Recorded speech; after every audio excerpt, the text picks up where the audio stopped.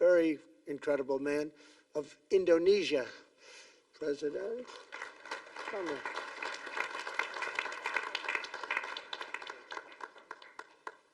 Great job.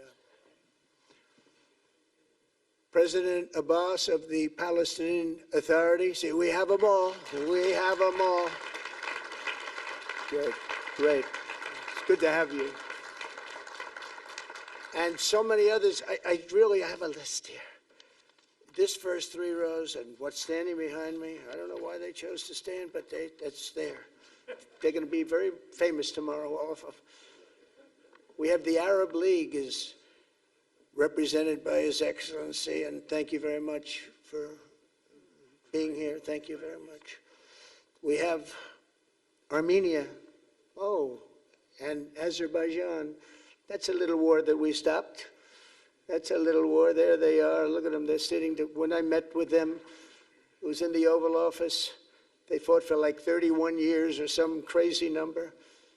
And they had one sitting on that side of the Oval Office, one sitting. By the time we finished in 1 hour, they were both hugging each other. And now they're friends and they're getting along great. Look at it.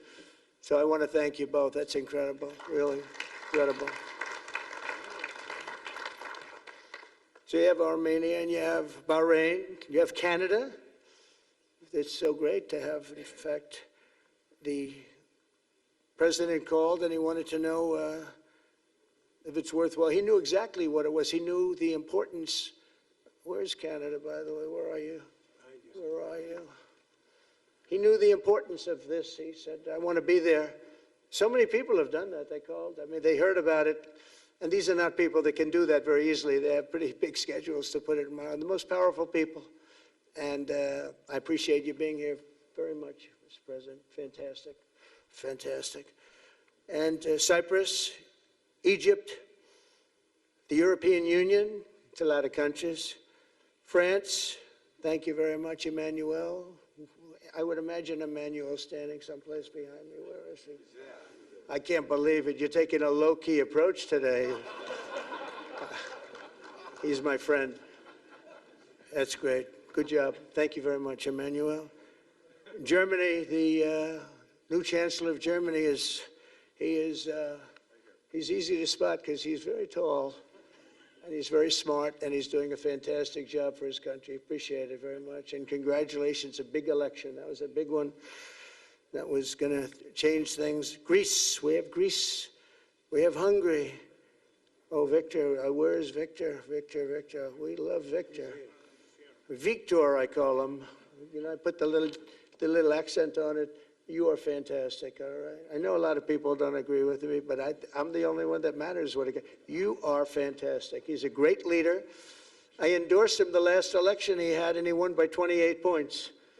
So you're going to do even better this time. You have another election, and you're going to do great, and we appreciate it. And we're behind you 100%. That's Hungary. India is a great country with a very good friend of mine at the top, and he's just done a fantastic job. And I think that Pakistan and India are going to live very nicely together, right? That's not a very, they are. And they're two great, I'd say, leaders, great leaders as far as I'm concerned. Indonesia, we covered, and I just want to say that that's a big country, a powerful country. It does unbelievably well, and it's great to have you. Iraq, we have Iraq with lots of oil. They have so much oil, they don't know what to do with it. That's a big problem when you have so much, you have no idea what to do with it. So thank you very much thank you very much. Italy, we have a young woman who's, I'm not allowed to say it because usually it's the end of your political career if you say it. She's a beautiful young woman. Now, if you use the word beautiful in the United States about a woman, that's the end of your political career, but I'll take my chances. Where is she? There she is. You don't mind being called beautiful, right? Because you are. Thank you very much for coming. We appreciate it. She wanted to be here, and she's incredible, and they really respect her in Italy. She's a very successful politician. We have Norway. Oh, Norway. Norway. What happened, Norway? What happened? Where's Norway? Where is he? We have Johnny. We're going to the World Cup, I can tell you that. Where's Norway? I don't think he wants to stand. Oh, he's back there. Well, we have Norway. Oman, again. We have Paraguay. We have really fantastic representative from Saudi Arabia. Thank you very much. I'll tell you what, and this time we'll get you the best seat. He always gets the best seat. He deserves the best seat. But what a great place it is. Spain. Where's Spain? Are you guys working on him with respect to the GDP? We'll get close. We'll get close. But fantastic job you're doing. And UAE, which is great. United Kingdom. Where's United Kingdom? Where's my friend? Where? Come here. Is everything going good? Very good. That's very nice that you're here. These people all came in like 20-minute notice, and I think it's fantastic. And we have so many others, and just so many others. And it's such a compliment to what we're doing, because what we've done is something very unique and very special. So it's perhaps the wealthiest and most powerful group of nations ever assembled at one time, which is a big thing. We have achieved together in recent days a change that really is historic, and it's going to be remembered forever. And I want to thank the American team for their amazing work, and I want to thank, I think he'll go down as the greatest Secretary of State in the history of our country. I really believe that, Marco, or I wouldn't say it. Marco Rubio, I wouldn't say it. Maybe I would. You're doing a great job. I'll tell you, he's on course to do it. We've done a lot of work in 9 months. We've done a lot of work. I say that, 1 year ago, a little more, but 1 year ago, America, the United States of America was a dead country. The king told me, and I use that, he said, sir, 1 year ago it was a dead country. Today you have the hottest country anywhere in the world, and it is. It's the hottest country. So many investors are here. We have over $17 trillion being invested in the United States, which is a record that nobody has ever beaten. I don't think anybody will. And we still have 4 months to go before it's a year. So in 8 months, we have over 17 trillion. We're actually very close to $18 trillion. There's never been, as an example, the previous administration had less than $1 trillion over 4 years. We have, we're close to breaking $18 trillion in 8 months. That's pretty amazing. No country's ever done that. I want to also thank Special Envoy Steve Witkoff and my son-in-law and a great guy, Jared Kushner. And I even have my daughter here, Ivanka. Ivanka, please stand up. Ivanka's here. Wow. Thank you. Thank you, Ivanka. We have a great team, and we have, as you know, General Raisin Kane. We have John Radcliffe. We have Tom Barrack. We have really a lot of good talent. We have Pete Hegseth, who's now Department of War as opposed to Department of Defense. We made a little change. Somehow I like the name better, so do you, so do a lot of people. But the momentous breakthrough that we're here to celebrate tonight is more than the end of the war in Gaza. It's with God's help, it'll be the new beginning for an entire beautiful Middle East. From this moment forward, we can build a region that's strong and stable and prosperous and united in rejecting the path of terror once and for all. We want to get rid of the terror and get on to other things. There are many other things in life that are so good. The final sprint to this deal began less than 3 weeks ago on the sidelines of the United Nations in New York. I met with many of the people in this room, and it all just started coming together. I've known so many of you for so long. You're friends of mine. You're great people. I have a couple I don't like in particular, but I won't tell you who. I have actually a few of them I don't like at all, but you'll never find out who they are. Well, maybe you will, come to think of it. But I have most of you who I like a lot, and I respect a lot. Maybe that's more important. We listened, and we exchanged ideas, and we kept pushing forward until the job was done, and the first steps to peace are always the hardest. And today we've taken them, and we've put them all together, and we've come up with this beautiful mix like nobody thought was possible. And as you know, I've just come from Israel. It was an amazing day to watch the hostages come in and to watch all of the other things and do all of the other things that we did. And like all of us here this evening, the Israeli people are overjoyed that the war has ended. Many of you have had dancing in the streets. They had dancing in the streets.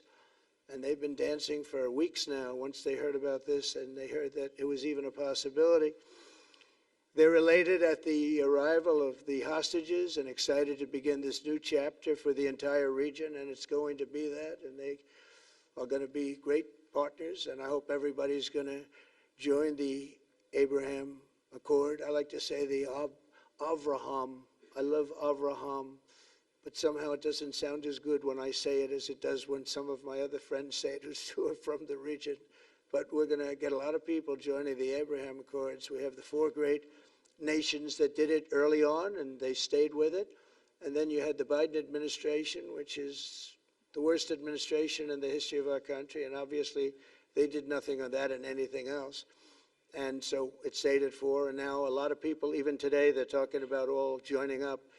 So many people have talked to me about that, and it's going to be a great tribute to really the United States. I mean, the United States has worked very hard in the Middle East, so it would be a tribute to us and to Jared and to Steve and to all of the people, Marco, all of the people that have worked so hard on that. And it really is going to it's going to guarantee that it all stays together. You're going to do well, because the 4 nations do very well. I mean, they do extremely, as they're wealthy, but they're a lot wealthier because of it. So I hope everybody's now joining up. Now we have no excuses. We don't have a Gaza, and we don't have an Iran as an excuse. That was a good excuse, but we don't have that anymore. All the momentum now is toward a great, glorious, and lasting peace, and our commitment to fulfilling the 20-point plan we developed together will be the crucial foundation for achieving that bright future, and it's being worked on right now as we speak, and we're actually in stage 3 and 4. It's not going to be, just divided down so simply. We can be long advanced on some of the things that we say we're going to do. We can take them out of order in a positive way, and we've shown how it can be done with responsible nations like the people in this room, these incredible people in this room, setting aside their differences, seeking common ground, and pursuing a better world for all of us. And that spirit's my dream, that we all get together and enjoy our life. And we're going to put some of you on the Board of Peace. Everybody wants to be on the Board of Peace. They said, would you be the chairman? I say, I'm pretty busy too. But whatever we can do to have peace in the Middle East, it's worth it. But everybody wants to go on the Board of Peace, so we're probably going to enlarge it. We're going to get, and the leaders, the top people, the top leaders, they want to be on the Board of Peace. A beautiful term. At first I wasn't sure, and then I realized how beautiful it is. And for the people of Gaza, the focus now must be on restoring the basics of a good life. We're going to have a lot of money coming into Gaza and a lot of rebuilding and building. It's not so much rebuilding, it's really building, cleaning up and building. And I'm pleased to announce that numerous countries of great wealth and power and dignity have come forward to me just today and over the last week to say they want to help in the reconstruction of Gaza, putting up whatever money is necessary. And the money is, of course, it's a lot of money, but it's not much compared to the value or the wealth of these tremendous countries, and they are ensuring stability and success in the Middle East. So when you think about it, it's a very, very small amount of money is necessary, relatively speaking. And as those commitments are made, I'm going to let the world know who is doing it, because they really deserve great credit for doing it, and they're going to do something that's really monumental. This is a monumental day. This is a monumental moment in the history of the world beyond the Middle East. We've all agreed that supporting Gaza must be done to lift up the people themselves, but we don't want to fund anything having to do with bloodshed, hatred, or terror, as has happened in the past. And for the same reason, we're also agreed that Gaza's reconstruction requires that it be demilitarized and that a new, honest civilian police force must be allowed to create a safe condition for the people in Gaza. As I said earlier, I intend to be a partner in securing a better future. We're going to be working, you're going to be working with the United States, and We're going to make sure that the Middle East is going to be a safe and secure place. It's a very important place in the world. It means so much. There were so many people who said the Middle East, and this has been going for many, many decades. I've read it many times, that World War III will begin in the Middle East. It's not going to happen. That's not going to happen. There was a time that you would have thought it could have, but it's not going to happen. There won't be World War III, hopefully at all. But it's not going to start in the Middle East. We're not going to have a World War III if we're smart. There'll never be a World War III. Our work begins right here and right now. From ancient times, this region has been extraordinarily mixed with respect to people, culture, religions, all of the different elements of national characters, unlike maybe anywhere else on earth. And for 3,000 years, there's been conflict. For whatever reason, there's been tremendous conflict, always conflict. But today, for the first time anyone can remember, we have a once-in-a-lifetime chance to put the old feuds and bitter hatreds behind us. And that's why so many people in this room, they didn't get along. Some did, some didn't, but they're getting along now. This has brought the people together. This is the first time the Middle East crisis has brought people together as opposed to driving them apart. And to declare that our future will not be ruled by the fights of the generations past, which is foolish. So together, let us continue in the spirit of cooperation and goodwill that has finally brought us to this incredible, historic breakthrough. If we do together, we will reach the Middle East's incredible destiny, a safe and prosperous and beautiful crossroads of culture and commerce, faith in humanity, and geographic center. This will be the geographic center of the world. So I just want to thank everybody for being here. I want to thank you all for what you've done and for this quick notice. It all came together just at one little period. It just came together. It's, the greatest deals happen that way. If you do anything about deals, that's all I've done all my life is deals. The greatest deals just sort of happen. And that's what happened right here. And maybe this is going to be the greatest deal of them all, not just nation building, not just having to do with this or the political whims. This will be maybe the greatest deal of them all, period. And I want to thank all of you and all of these great nations and this region for what it's gone through and all of the fights it's had, or life over death and hope over strife and harmony over hatred. That's what we want. We want it to be that way because together we're going to forge a magnificent, great, and enduring peace. I want to just end by saying God bless you all. God bless the Middle East. God bless your countries, and God bless you. Thank you very much, everybody. Thank you.